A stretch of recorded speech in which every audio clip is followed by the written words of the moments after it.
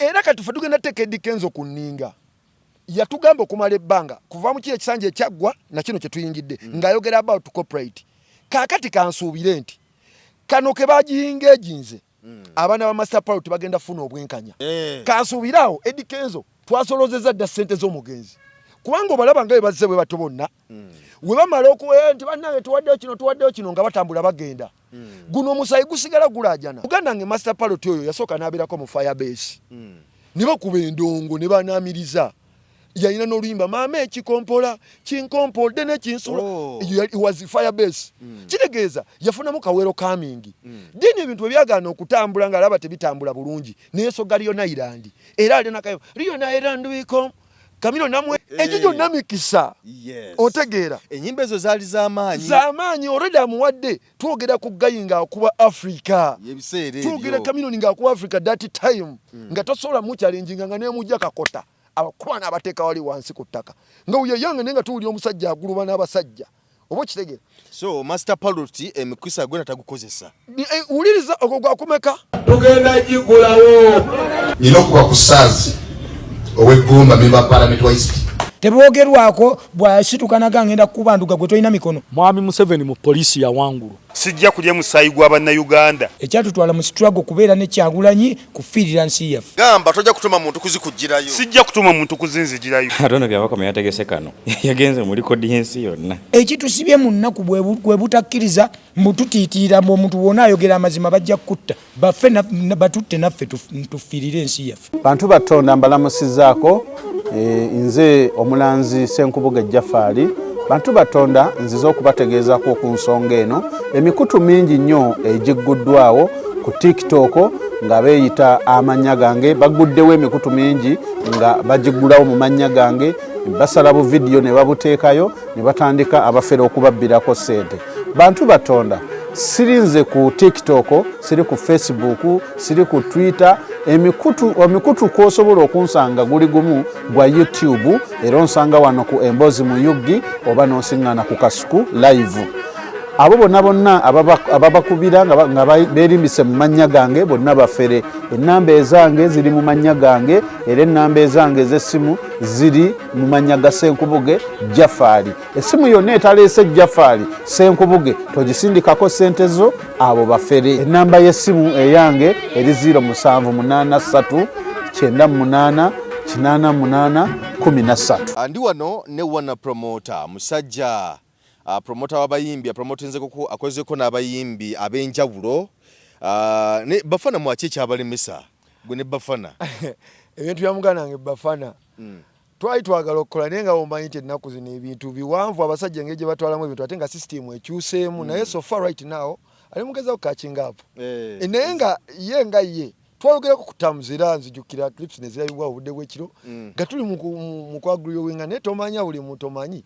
alina watuuka akaseera ng'alinako abamutwala n'akanda naye watuuka n'ategeera ekituufu bajja kujja tukole kubanga endongo ekyuse mu bintu bingi nnyo endongo ekyuse ejjukidde ddala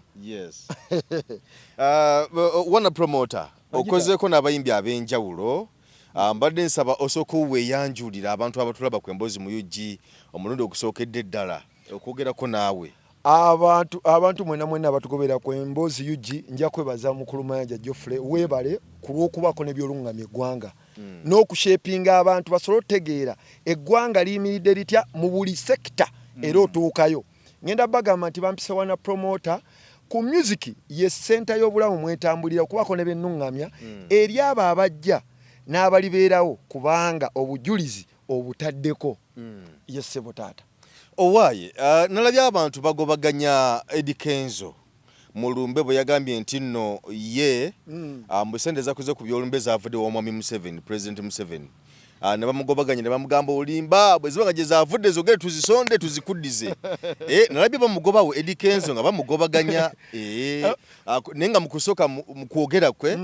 abantu basose ne bamuwa n'obugalo ne bamukubira oluvannyuma lw'okubaza Bobi Wine President owa NUP nga yebaza nti yebale kubanga nti abakwatako ye n'omugenzi Master Parrot n'ebirala byonna naye ate bwe kyayononekedde ye kuvayo kugamba mbu ensimbi zikoze ku lumbe n'ezaguze kesi na biki byonna nguma Museveni yaziweereza kyokka nga ate Mr. Kisemakula dde yakamala okwogera awo ng'agambye nti bo baatudde mu lukiiko ne bakola enteekateeka ez'okusonda buli kimu. Kaakati njagala tukiryalinge bannange abantu mulekerawo okuwamba abafufu wentegera siga nti bamututte abayimbi bajja nga tebabaddewo from day one ng'omuntu ali mu kusoomoozebwa ne bajja olwa views zino ne baagala bakolereko buli kimu mu njogera ennyangu tuba mu bantu ab'omu kyalo bagamba nti ku mufu bakoleddeko ebintu oba bagamba nti kumala bakoleddeko ebyokola nga bolaba malalo ga Paulo Kafeero nalabye bagambawo nti basanzeyo obucupa bwa Cutex ne basangayo obuntu obutategeerekeka obw'ekirogo. Kati naffe no mu media twasanze nga right now tulinayo eddogo ery'ekikula ekyo. Ngenda kugamba nazi kuno ffe wano mu Buganda ebimu ku bitukulembedde n'ebisinza okuba nga bituwangaaza mu regions endala ez'enjawulo empisa zaffe kalicha zaffe empisa engeri gye tukwatamu ebintu enjogera n'olulimi bintu bikulu nnyo. Twatandika ddi okuba nti omufu afudde omuntu n'atuuka okubanga ajja kwagenda okuyisiza ebyobufuzi bye bali mu nnaku bali mu kunyolwa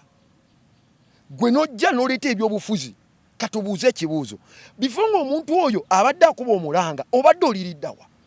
nga president wa Federation Eddie Kenzo. Yes, n'abalala bonna abayimbi sijja kunenya Eddie Kenzo yekka kuba abantu bangi bazzaawo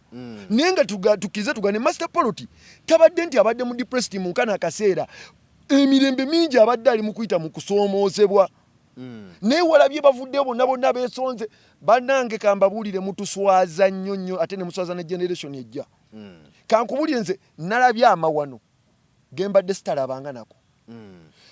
omuntu ajja kituufu tuzze maziga tewabako gwe tulina kunenyeza n'ekituufu kyandibadde nti amazima matuufu gali nti mu maziga awo tetwetaaga ate tuleete ebintu bitasaana tuleete ebintu bitasaana omuntu otuuka otya abantu bali mukungubaga n'otandika okugamba nti kale tetuganye president waba awaddeyo ssente mutuufu awaddeyo naye tekyetaaga kulaga nti neno donation oba ntegerekeka tina kubeera nti donation mbu abantu bonna babuliddwa kesi kituufu agikoze ku lw'okwagala kwe ebirabo ng'ebyo tebabyogerera kitegeeza mu maziga g'abali mwe mutaddemu essanyu kakati muganda wange neebuuza wabanga president yawaddeyo president Museveni wabanga yawaddeyo lwaki atojja mu lujjudde olage nga we yawaddeyo muli mukola campaign sikitegeera bulungi abantu bali mu kunyolwa kubanga ekituufu ekiriwo omuntu ono ebbanga lyamaze ng'ayimbira ng'abantu bakaba copyright amazima gayitafunye mu ndongo ye ebyo byonna teyandi bituuseeko kuba nalabye King Sahau yagambye nti mubadde ono nga mugamba copyright kubanga era copyright bagenda ogiyisa nga mulamu n'abuuza kati afudde mu music we afunye musede mmeka ezikitidde mu copyright era kati ffe tugenda teeka Eddie Kenzo ku nninga yatugamba okumala ebbanga kuva mu kiri ekisanja ekyaggwa na kino kye tuyingidde ng'ayogera about copyright kaakati kansuubire nti kano ke bagiyinga eginze abaana ba Master Parrot bagenda funa obwenkanya wenjogera ku bwenkanya zonna sente z'abadde alina okuba ng'afuna mu biyiiye bye abeere ng'azifuna nina kye nalabye kyekiriwa TV ne radio zonna ne streaming platforms zonna zabadde zikuba ennyimba za Master Parrot kansuubiraawo Eddie Kenzo twasolozeza dda ssente z'omugenzi kubanga obalaba nga bazze bwe bato bonna we bamala okuwa nti bannange tuwaddeyo kino nga batambula bagenda guno omusayi gusigala gulaajana omusayi guno mukulaajana jjukira nti nno gukyaliko obuvunaanyizibwa ogw'okubanga bagenda ku ssomero endya n'endabirira of course twalabye waka muganda waffe wabadde awangaalira nga teweeyagaza kakati katusuubire nti Eddie Kenzo ali mu kiti ekyo ekyokuba nti yakulira Federation agenda kukola omuwaatwa oguyinza okuba nga guyamba abaana abo bafune se tebabanja abaana balina ofuna obwenkanya ku biyiiye bya taata waabwe bye yayiiya ani atamanyi muliro nalabye Mr. Kisemakula kubanga Mr. Semakola yagenze kuvayo okugera nga waliwo Lanek omuyimbi wa gospel yafudde n'agamba nti abayimbi ba Misachi babebe bagundi bakamiliyoni muliridda wa omusajja ono yali kyali wammwe leete mumuyambye nakati mulumbe temunaba kulabikako yabyogedde kakati mulumbe Misachi namwanukula n'agamba nti mwabogera bwe muti omuleke okunoonya views naye namwe bwoba gwotuuse kuba nawe oli muyimbi munnaffe bwoba otuuse kola ekyo tutana bakola okitegeera ate nekyanagamba kubaka mbula neketi yagenze kuziika naye ng'ate yabuyimiridde mu kamera mukasimuke n'ayogera byeyayogedde naye nemukuziika tiyalinnyeeyo kyonga ate bano byabadde ayogerera bye bakoze byonna ebyakoze eki ebyatuuse batuukirire paka kuziika Master Parrot be bagwetise kale nti abayimbi mulekeraawo nagala ne statement kinjagala tutereezeemu Mr. Semakula n'agamba nti omuyimbi bw'obanga omuyimbi yabadde atabeeryawo banne bafiirwa taziika banne balwala takondubiti nga tebannagedde omutwalo guguno banne babeera n'ensonga zonna nga tazeetabaamu abeera eyo ate bwafa abantu ne batandika mbu temumuyambye naye nga naye kennyini mu kubulamu bwe nga bw'abaddewo naye nga talina kyagaseeko kituufu Samisa Semakula kyayogedde neeyanziza yeebale kulambika bantu bangi babadde bajjanga nga tusanga okusomoozebwa okwo kw'abaganda baffe okuva mu bulamu bw'ensi naye ng'ebintu ng'ebyo ebinyusi tebabikwatako ngenda kubuulira na wano we twogerera bagamba nti wojja ekikolo ky'omuti simbawo ekyaki wojja eky'omuyembe simbawo ekyaffene ekibala kukibala togenda tusobola kutambuza bulamu bwansi eno nga golooza wonookuba nga bwota eŋŋoma abantu bajje nga gwabala tobalinyira mu kigere ekyo kiddayo ku Samisa kyeyakoze ate kyayogedde Raneke yakubye omulanga tukweyanziza weebale naye ate era tekinyuma kubanga onoonya bunoonya views nga tewenyigidde mu mikolo gikola kintu essaawa zino tuwemuse era tugenda kulaba ebyewuunyisa bingi gino emikutu giri okanga ne gijja tugenda kuyigira ddala abantu badde tutwalanga ab'ebitiibwa kati batandise osensebuka olw'enkola zaabwe ezaki ez'ebintu woba ozze nga muganda waffe yavuddewo tekirina ekyo kikwetagisa kuyita abantu balala kolanga okola ku lulwo ng'omuntu kubanga akutteko leka bali tonenya abantu woba oli wakola kintu gwe kola bukozi bino tebiriko mbuwagundi mbutakoze nnyo empeera y'omuntu erabika si byagundi talabise gundi tabaddeewo wano era ne Magombe bagambe bati nti eyo yembaga y'omuntu esembayo era abantu bonna baba balaba tukulindirira olaba n'abamugagga nga taziika okimanyi tino omugagga bamanyi omulekera abantu bamanyi okugaana okujja okumuzikirako n'emmere ne bagizira nti lwaki omugagga ono abadde teyeetaba mu kujja kukola atya kubeererawo banne kati gwe tobaddeewo lwaki owola omuntu ebbanja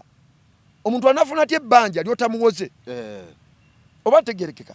nti tuyige ffenna okulinya mu bannaffe mu bigere nowuya nti nno gundi nti amazima matuufu muganda waffe ono afunye okusoomoozebwa alina omulwadde tugende bannange ebya duniya tebitumalamu ate nnyo tetulina kuggwamu ate nnyo tutuukaawo olw'okuba views zitululinge Samisa kyalina ekintu kyayogedde kyankutteko nnyo nakitunuulidde bwe nti n'agamba gwe kikugjako kyokkola ekintu woba tolina wadde n'ekikumisaawa tokola nti nno abantu bandaba bonna n'amakamera bali bwe bati baganda baffe bannaye muweebudde nnyo baganda baffe nga tubawerekera ku mikolo gyabwe egisembayo mutuswaza batuswaza musajja akubye omulanga naleka on the end of the day teyalabise nako ate ogayi bwate wabeera oyo Raneke bwate wabeera reason amanyi nakuba endulu alina abasajja be bajja muwasere bawaane ne already oli mukutta kitiibwa kya munno abantu baze ku mukolo bawerekere muganda waabwe mu kitiibwa naye music industry ya Uganda simanyi wa kiki ekirimu nze waliwo banengamba oba Katonda akeere nkyatukyusa atuteke mu nsi endala naye ate nga wano we tuli muganda wange abayimbi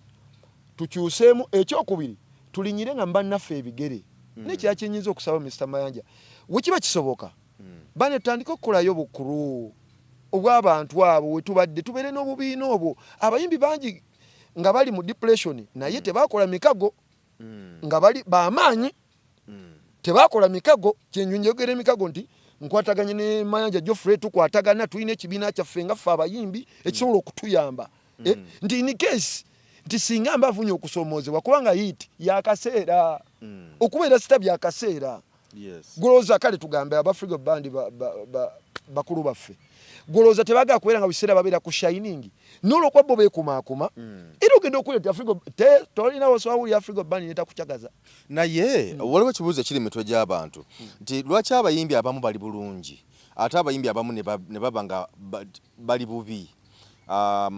nti ojja kwekanga nti Master Parrot yabeeranga ne Bobi Wine ebiseera ebyo emabega mu Firebase kubanga be batandika Firebase babiri Master Parrot ne Bobi Wine be batandika Firebase bana abalala bajja babegatako bwegasi era ne bakuba endongo yaabwe ne mukutuko kwawukana byonna kabere Bebe Cool yajja luvannyuma era Bebe Cool yasanga Mr Parrot mu Firebase yes nga mwali naye lwaki wekanga nti omuyimbi nga Mr Parrot nti abadde mwavu nnyo nga kumpi atukana kubula wasula nabanga tena kyalina naye ngate yabereko n'ennyimba ez'amaanyi ezakuba olowooza kino tekiba kya bunafu bwa muntu ye ng'omuntu ate ne bamunenyeza omulala nti lwaki temubeereddewo munnamwe naye ngate naye yali alina omukisa ogw'okuteekateeka n'abeera bulungi nga banne ne baba tabatuuse ne kale n'abeera bulungi bino kambi bagambe bambise wana promoter kambabulire okulemererwa kw'obulamu bw'omuntu kiri kuggwe nga gwe omuntu era ne tuba tusaba omuntu mu bulamu munsi batera okugamba ate okufuna emikisa ebiri naye ng'olusa ofunako gumu ogwo ogumu natakufunira mu kyakuyiga wafuna ogwokubiri olina okwetereeza ngenda kuyingira ngazi y'emu waliwo omuganda nga bamwita Lilipazo oyo yafunako ku mmotoka Lilipazo omusajja wattu olw'okuba bambi yali tannaba kutegeera nnyo sisitimu eno nga weetambula yeeyagala mu bulamu ne yeeyagala bannange Katonda agenda mukuba omuggo hiti ng'egenda ekola etya ng'ebula musajja tunaya baye ya Lilipazo natuko kuduka ngomu machi ndi mwonna nga teyala tayagala kweraga mu bantu naye bannange Katonda we yawa Lilipazo omukisa ogwokubiri Lilipazo tazanyidde mu mukisa gwe omuntu omulala omumanyi gwoba ngamba nti Lilipazo ali mu kuzimba kalina ali mu bulamu bweyagala te Lilipazo kuzimba amaka ag'amaanyi womusangayo omukono gwe tegukaluba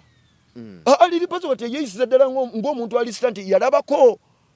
naye weyafuna omukisa ogwokubiri yagukwata n'omukono ogwaki ogw'ekyuma omulala ye fulufiga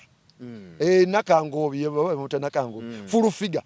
naye alina ne azimbye amayumba azimbye n'amakalina weyafuna omukisa ogwokubiri nti abantu mu bulamu tuyiga okweteekateeka kalina ya fulufiga eri Makindye wano nga ku Makindye wajaluna mbiru side yawo neba wange oyo nonno muyitako naye bambi omukyalo otalina mpisa mbi abantu gaba mutenda kumanyira bantu ati wano ku media ne in personal nze mu buntu dawe back ku dancers yansabirako n'omulimu manager ali aganye namugamba omwana muwe agezese nawe waliko ng'onoonya omulimu ne gugaana togoba bugobi mwana namukwano gwange awo yaŋŋambye mu kale kavuga ketwadde eri ku gundi ku TV kuna Steve kinadde njigera na Kenya kampi kaŋŋambye yakakasasulira ennyumba emirundi egi esatu aganye bamulaba bwatyo nakwata emyezi 3 n'agimusasulira nti ayinza oba mubi mu njogera ye mu bantu ngenge gye bamulaba ne personally ng'omuntu by the way waliwo Gravity Omutujju naye y'omu ku abo abayimbi nti si muyimbi nti ayimba ebiyimba birawo tebitegerekeka naye akozesezza omukisa gwe nti essaawa zino Gravity Omutujju ne bwafa nti si wakusondera nti bannange temwamuyamba kati tudde ku muganda ffe Master Parrot mujja tusonyiwa bannange ne abalala abasigaddewo guno mufunemu omukulubulo ekyokuyiga muganda nge Master Parrot oyo yasooka n'abeerako mu Firebase ne bakuba endongo ne banaamiriza yalina n'oluyimba maama ekikompola kinkompolde ne kinsula was Firebase kitegeeza yafunamu kawero kamingi dini ebintu ebyagaana okutambula ng'alaba tebitambula bulungi neyesoga Riona Island era alina kayo Riona Island wiko Chameleone namuwa n'oluyimba lulamba yamuwa ngoma ye by the way yagendya mu ewa Chameleone yamukolera ennyimba zalinyanga yayimba ennyimba ezikuba ku Firebase lwakuba tewa Chameleone teyajaayo ate nadde mu Firebase nati kati ekyaliwo jjukira ebiseera ebyo competition yali yawaggulu era tujja kujja tusomeseko abantu competition ye lwaki music wa Uganda afudde awo tulituukawo nabo bategeere wooza ezaaliwo naye nga tezisitula industry so zino ezitatuugasa okitegeera kati amala okuba oluyimba Kamino namwadde yengoma kati laba ebakuba eno bambi oli kawala kato saboddeyo mala ebisomo mbiganye ekyo gyonna mikisa otegeera ennyimba ezo zaali z'amaanyi already amuwadde twogera ku gayi ng'akuba Africa twogera Kamino ng'akuba Africa that time nga tosobola muchallenginga nga nemujja kakota abakwana abateeka wali wansi ku ttaka nga uye yange nenga tuwuli omusajja aguluba n'abasajja oba okitegeera so Master Parrot emikisa gwena tagukozesa uliriza ogwo gwakumeka gwakubiri tugenda muko kusatu avuddeyo agenda ajjaye kulukunya ku that time yekulukunya ko gundi ku Good Life Master Parrot mwali muno last oyo agenda akuba oluyimba muliro nga yetongodde mama muliro kazake muliro ani atadigida nekati lw'amaanyi naye ngenda bagamba nti mu bulamu bw'ensi eno tuyige okweteekateeka bannanga abagagga batusingako ekintu ekyo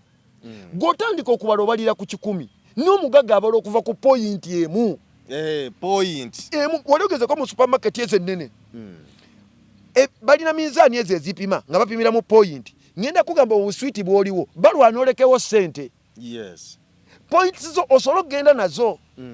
kati ffe abantu abasinga obungi tutandika okubala abamu tubalira ku 10 abalala sente ze tubala ng'enkulu ennyo olulina kuba 10 ate nga n'abamu tebalubala agenda ne ku dduuka neyegaggawasa balasa meka wa 13 keep change gwolina meka gwe ng'omugagga agenda n'agula n'abanja n'ebibiri bitwala kati nti abantu abasinga obungi tutegedde values za money nti sente eno ezitowetya sente ewere etya kiriza gano oba oyagala oba toyagala akakadde nga tekuli 10 tekaba kakadde oba oyagala oba toyagala kati olina otegeera ne sente zino bazisoma mu nkwata yaazo abayimbi abasinga balemereddwa si bano bannaabwe nti be babaloze nedda ensaasanya discipline y'okusaasanya sente ereetedde okulabisa bali abalala nti babasiraanya tebabayambye nga bano bo be bateyamba mu kusooka kubanga ne bano be bagamba mu tebayambye bannaabwe nabo tewali yabayamba naye babadde ne discipline mukwata sente ate era nabo bajja babisoma kati kagambe akantu kano Mr. Mayanja gwe teweebuuzaako lwaki ba manager babeera ne sente okusinga abayimbi omuyimbi nawava ku manager tagwa agwa financially mu bulamu bwasigala atambula njogera mukugwakwe wano nti manager omuyimbi abadde ne manager tina ekizibu nnyo manager okugwa financially agwa financially lwaki manager abeera ne discipline lwaki ebyo musoba ne tugibasomesanga mujje munetaga na promoter okege manager abeera ne discipline nti lwaki manager tagenda tambula nnyo mu kamera nti yo bulamu bwe tebuli socialite manager n'aba mwoga ajja kumulya omuyimbi omugambe erya kumwoga ani ebyabirya nze ndi sita talya kikomando naye manager asogenda nakuba ekikomando kye gwenanga etirya mumanyi gwe n'ogenda wali n'oli emmere yo wali ku hotels nezebese ejja kubakala ngo tebanatuwa sente gwe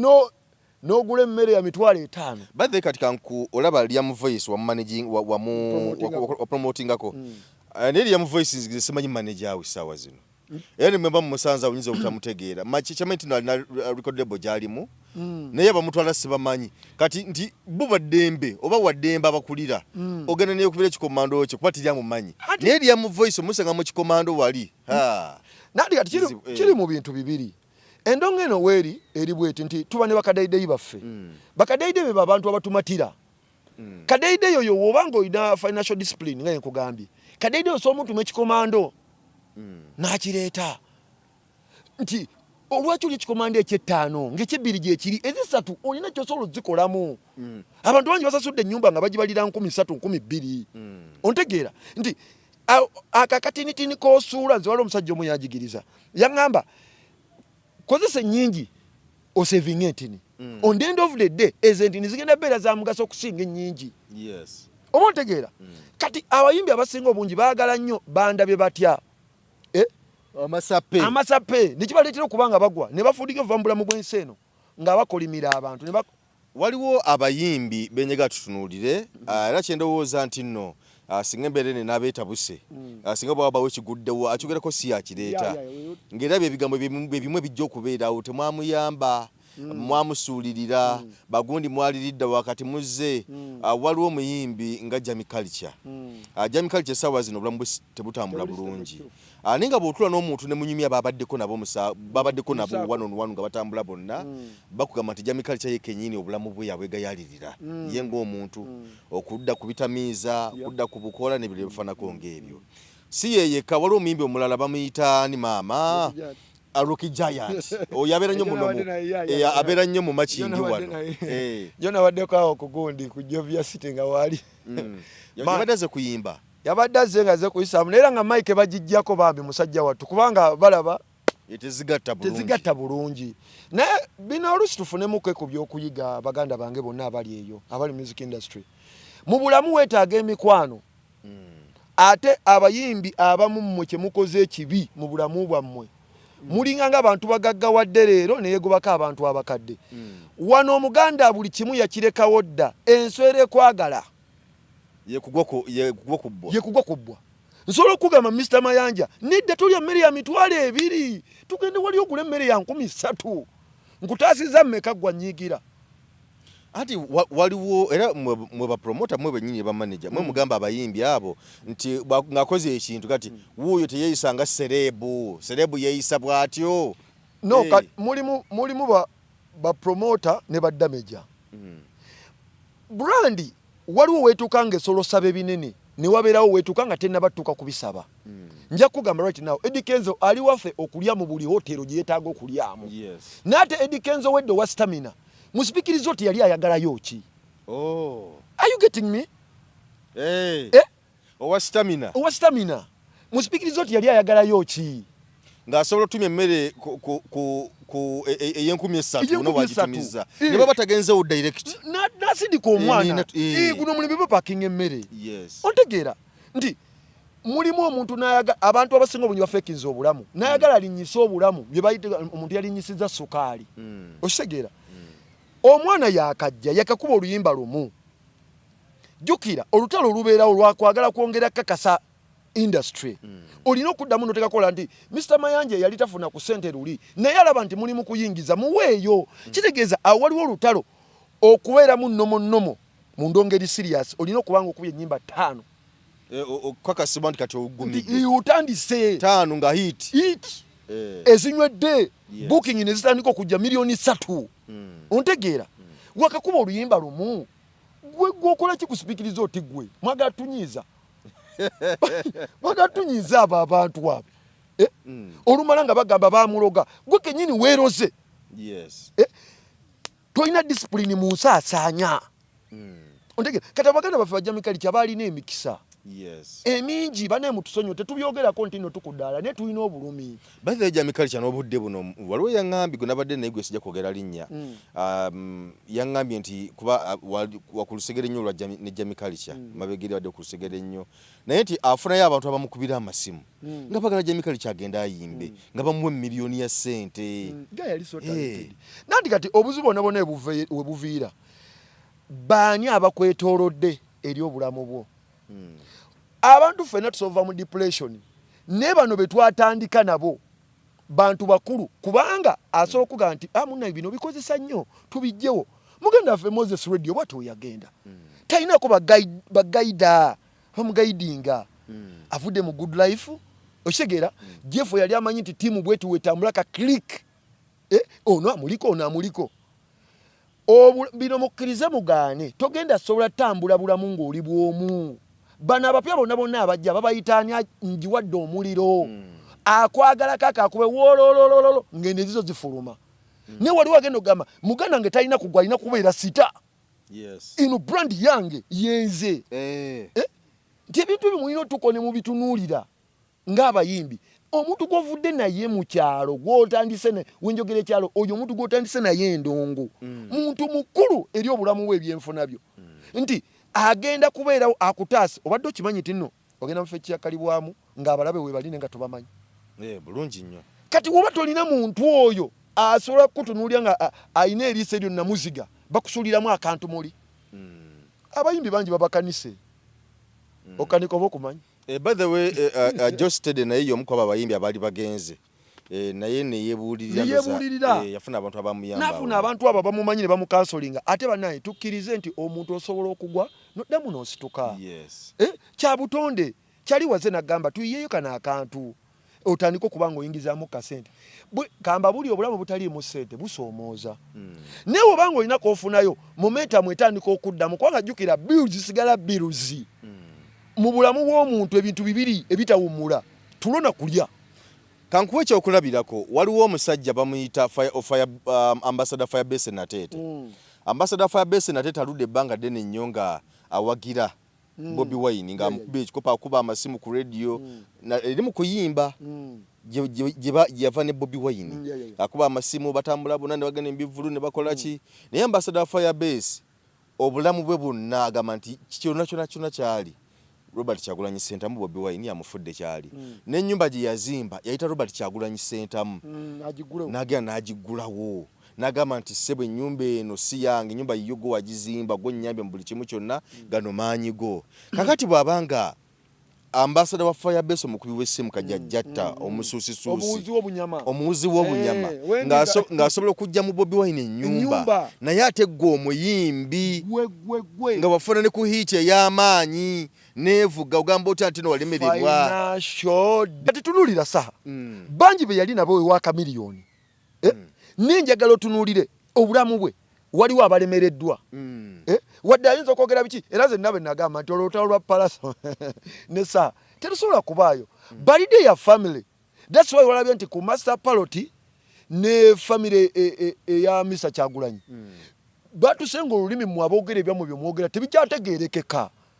balina gye baava gwe njagala olabe saa ali mu bulamu bweyagaza okitegera n'abayimbi awo abalala abategeera disipulini ya ssente nti w'oboze nga weegasse ku muntu gwe ekirooto kyo kibadde ki obulamu butandika naawe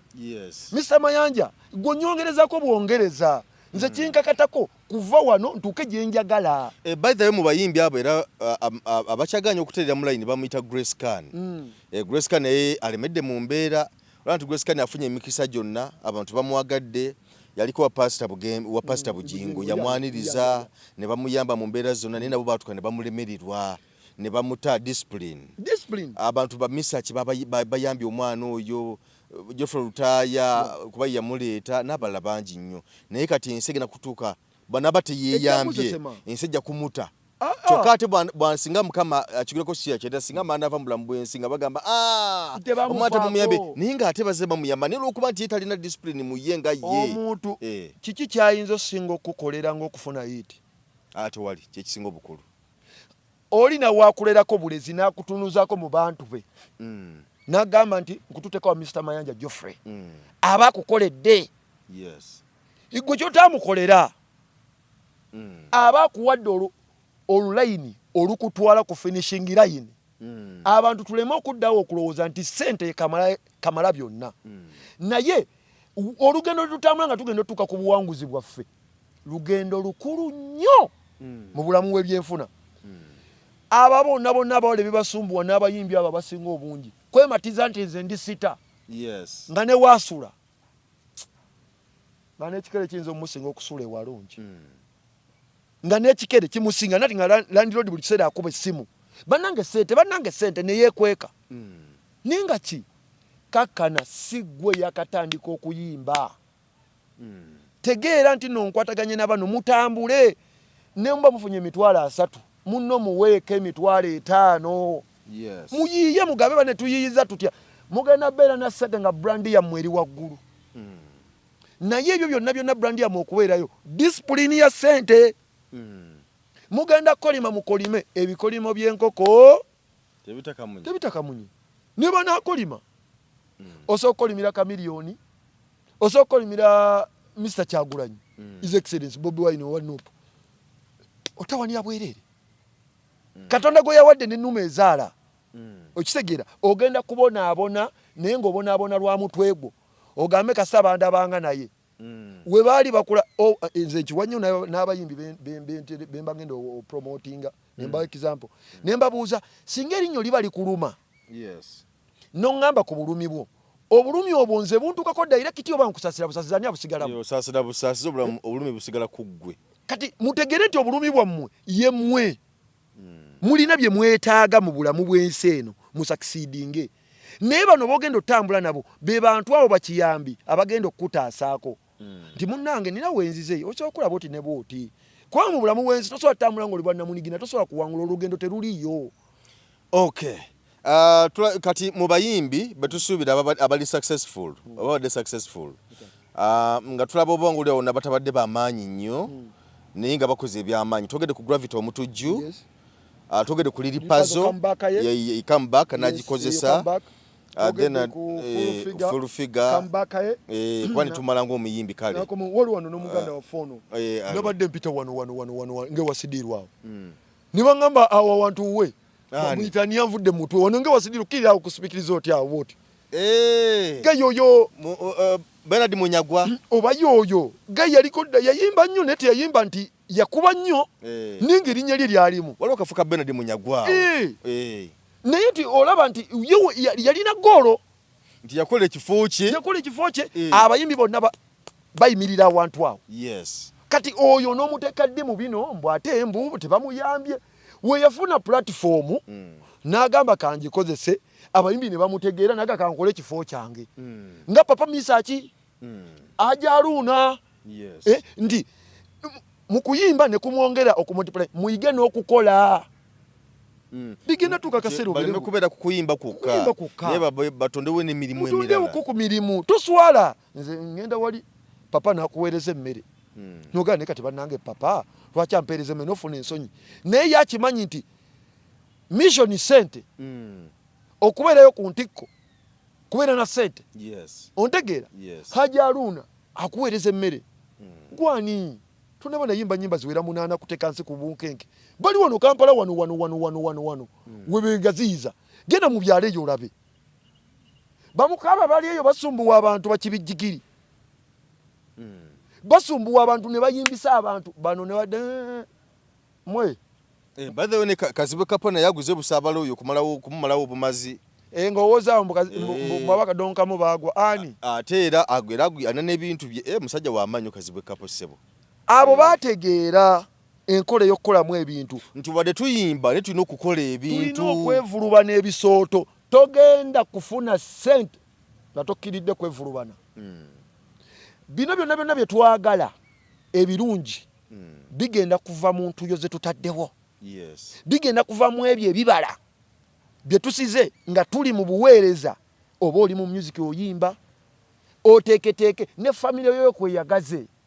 banetumira ku Kojja Kimbo watomanya ati 41 Kojja Kimbo yes Kojja Kimbo sabo tukwagaliza amazaalibwa amalungi happy birthday to you ati 41 yayongedde okutulaga obulungi bw'okubeera omukozi musajja mukozi nnyo ndi twatusenga abantu nga buli muntu yeegomba okwogerako ne Kojja Kimbo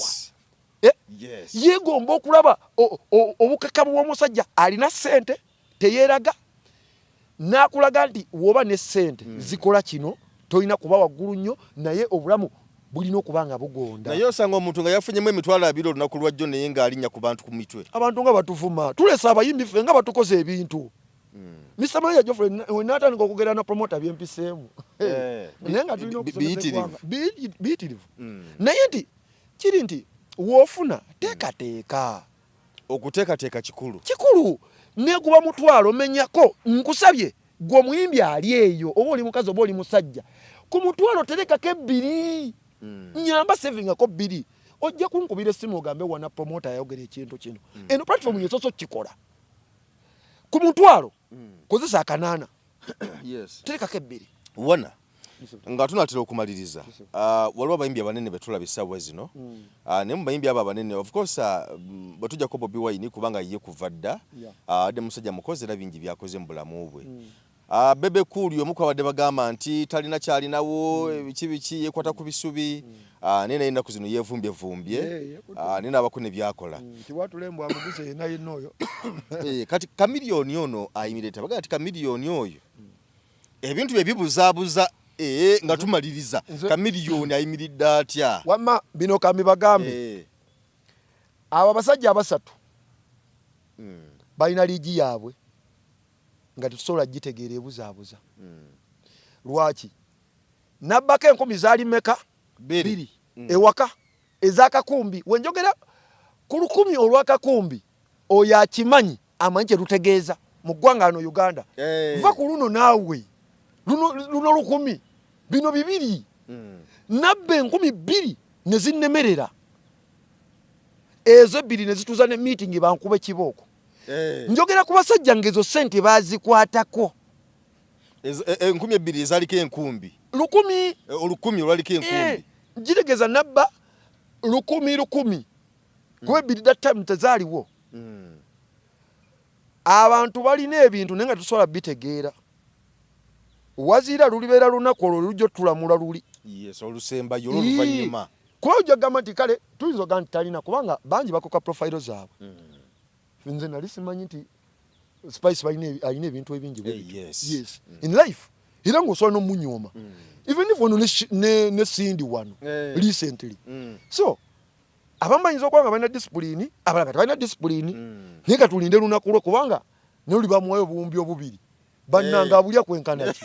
Uyo musajja nina kati kino kakibatereezeemu. Va ku muyimbi simuwaana.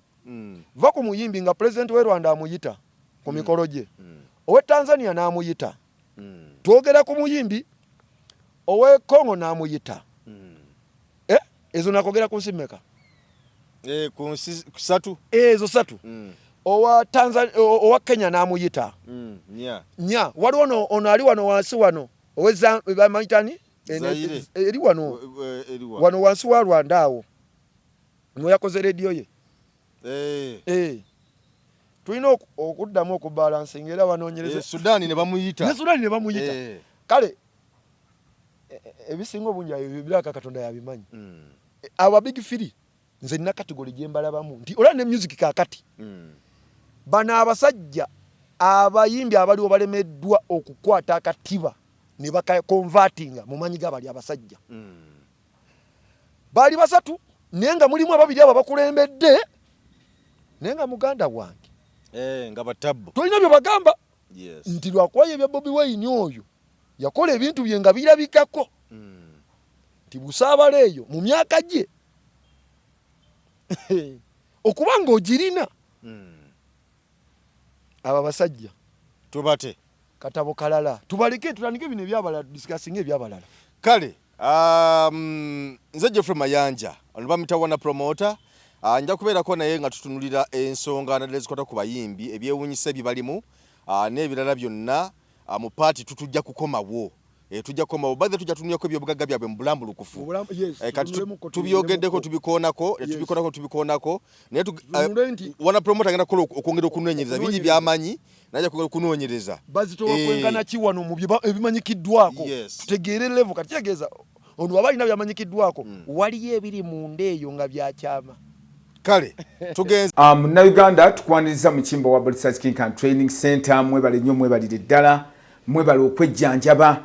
endwadde nnyingi nnyo zitawaanya abantu. Omwaka guno ng'abakimbo wa Research King and Training Center twabaleetera ebintu bingi nnyo. Tuyina ebyuma ng'oli abadde nti n'amagulu galuma omugongo guluma oli agamba mbuno system y'amagumba gange tegatambula bulungi nnyo omwami nti n'amaanyi gakendeera sikyantambula bulungi nnyo mu kisenge enseke zange zazibikira nfuyisa mulimu kabayina obuzibu bwa prostate ennaku zino abasinga obungi mulimu kabayina sukaali olina abeera ne sukaali type 1 oba olusi type 2 mulimu ko sukaali ya controlling bwa mangu. Tulina sabbuuni ono wabeeru mulungi ddala era wa tamalik mmwe n'abayinako kenkovu abantu bw'obeera nga mweru kigenderere nnyo bw'obeera nga oli mweru osobola okubeera nti n'okoseza kano bw'obeera nga oli muddugavu osobola okukozesa oyiro wa foono nabeera nga akuyambye. Tulina ekyogo ky'emikisa ekyo kisobola kuvaawo nga sikyogeddeeko. Abantu abatawanyizibwa nti no siweebwa siganja abagadde family planning ey'ekiganda abayina pressure abayina sukaali naye ekyogo ky'emikisa gwe wenna nti siweebwa obulamu bwange bwonna bubadde mu bbato ngenza okusaba emirimu ngezezaako okwagala okugenda ebweru byonna byagaana. Jangu otutuukirire ng'abakimbo wa Research King and Training Center weetuli ewakaliga tuli wano Mengo opposite Lubiri SS bw'ova ku Lubiri SS obanga aserengeta ku katono awo boyisa ku Salt TV ejja kubanga otulaba